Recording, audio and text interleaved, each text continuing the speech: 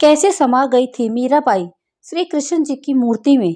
मीराबाई का जन्म सन 1498 में राजस्थान के एक राजपूत घराने में हुआ था। उनके पिता का नाम रतन सिंह और माता का नाम वीर कुमारी था। मीरा कृष्ण की बहुत बड़ी भगत थी। जब वह 4 वर्ष की थी तब उन्होंने अपने घर के पास हो रहे एक विवाह को देखकर बेहद मासूमियत से अपनी माँ से पूछा था कि प्यारी माँ, मेरा दूल्हा कौन होगा। मीरा के इस सवाल पर उनकी माँ ने मुस्कुराते हुए श्री कृष्ण की मूर्ति की तरफ इशारा करते हुए कहा था कि मेरी प्यारी मीरा, श्री कृष्ण तुम्हारे वर होंगे। जिसके बाद से ही मीरा श्री कृष्ण को अपना स्वामी मानकर उनके प्रेम में विलीन हो गई। कुछ समय बाद ही मीरा की माँ का निधन हो गया था। जब मीरा बड़ी हुई तो उनके मन में ये विश्वास था कि श्री कृष्ण उनसे शादी जरूर करने आएंगे। मीरा बेहद खूबसूरत और स्वभाव की कोमल थी।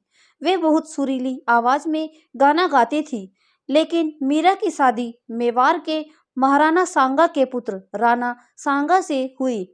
मीरा ये शादी नहीं करना चाहती थी, लेकिन परिवार के जोर देने पर उन्हें यह शादी करनी पड़ी। माना जाता है कि शादी के बाद भी मीरा का प्रेम श्री कृष्ण के लिए कम नहीं हुआ। विदाई के समय कृष्ण की वही मूर्ति अपने साथ लेकर गई जिसे उनकी माँ ने उन्हें उनका दूल्हा बताया था।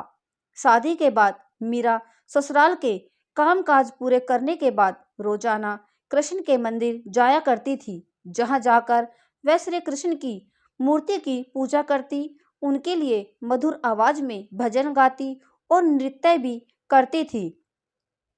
मीरा का श्री कृष्ण के लिए प्रेम उनकी ससुराल वालों को बिल्कुल पसंद नहीं था। उनकी सास ने उन्हें दुर्गा माँ की आराधना करने पर जोर दिया, क्योंकि उनके ससुराल वाले देवी दुर्गा में बहुत विश्वास रखते थे।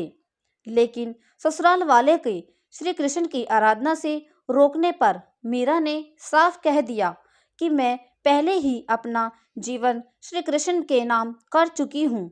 इसके बाद मीरा की ननंद उदाबाई ने उन्हें बदनाम करने की भी कोशिश की। उदाबाई ने अपने भाई राणा से कहा कि मीरा का किसी के साथ प्रेम संबंध है और उसने मीरा को उस व्यक्ति के साथ देखा है। ये सुनकर राणा बेहद क्रोधित हुआ और आधी रात बहन उदाबाई के साथ मंदिर जा पहुंचा। मंदिर पहुंचकर उन्होंने मीरा को कृष्ण की मूर्ति के साथ अकेले ही बातें करते हुए देखा। ये देखने के बाद वह गुस्से से चिल्लाए कि मीरा, अपने जिस प्रेमी से तुम बातें कर रही हो उसे मेरे सामने लेकर आओ। इसके जवाब में मीरा कृष्ण की मूर्ति की ओर इशारा कर कहती है कि ये मेरे स्वामी हैं, इनसे मेरा विवाह हो गया है। ये सुनने के बाद राणा का दिल टूट जाता है, लेकिन फिर भी वह पूरी श्रद्धा से अपना पति धर्म निभाते हैं और आखिरी सांस तक मीरा का साथ देते हैं। मीरा का देवर विक्रमादित्य चित्तौड़गढ़ के नए राजा के रूप में चुना गया था। उनको कृष्ण के प्रति मीरा की भक्ति और लोगों के साथ मीरा का मेल जोल पसंद नहीं था। उन्होंने मीरा को मारने के लिए फूलों के हार की एक टोकरी भेजी, जिसके अंदर जहरीला सांप था। मीरा ने जैसे ही टोकरी खोलकर देखा तो उसमें कृष्ण की एक खूबसूरत मूर्ति फूलों के हार के साथ पाई।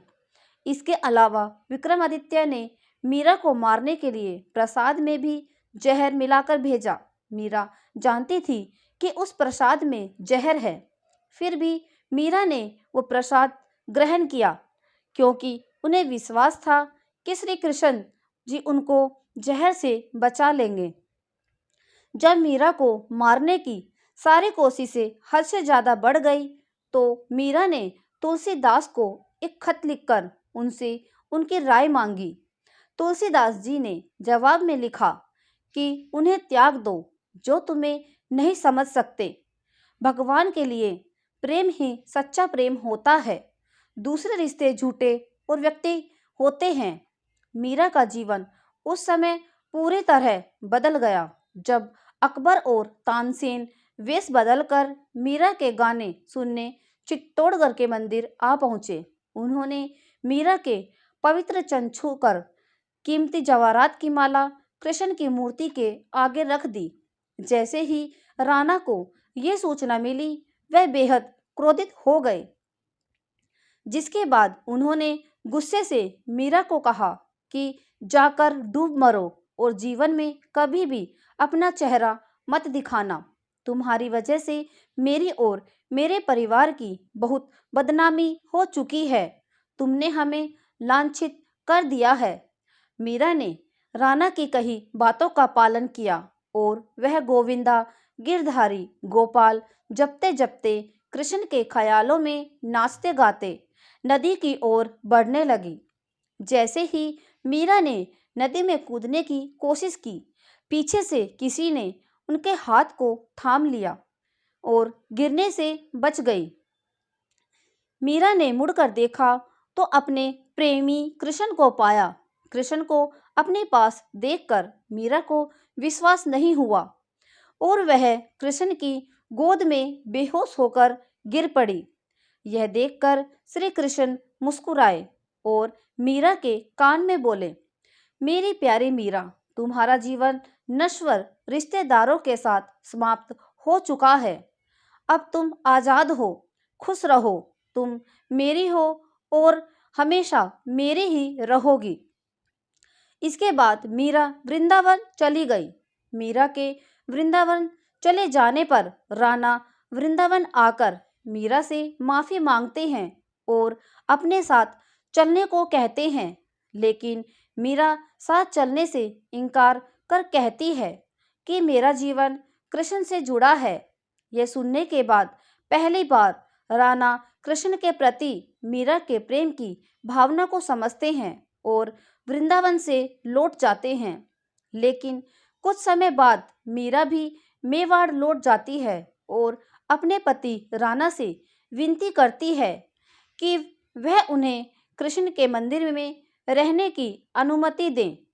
माना जाता है कि जन्माष्टमी के पर्व पर द्वारका में कृष्ण के मंदिर में मीरा कृष्ण से कहती है कि ओ गिरधारी, क्या आप मुझे बुला रहे हैं? मैं आ रही हूँ। मीरा को ये कहते सुन राणा और वहाँ मौजूद सभी लोग हैरान रह जाते हैं। माना जाता है कि कृष्ण को पुकारते ही मीरा में एक तरह का प्रकाश उत्पन्न हुआ और मंदिर के कपाट खुद से बंद हो गए। जब कपाट खुलते हैं तो मीरा की साड़ी भगवान कृष्ण की मूर्ति पर लिपटी हुई होती है, लेकिन मंदिर में मीरा नहीं होती।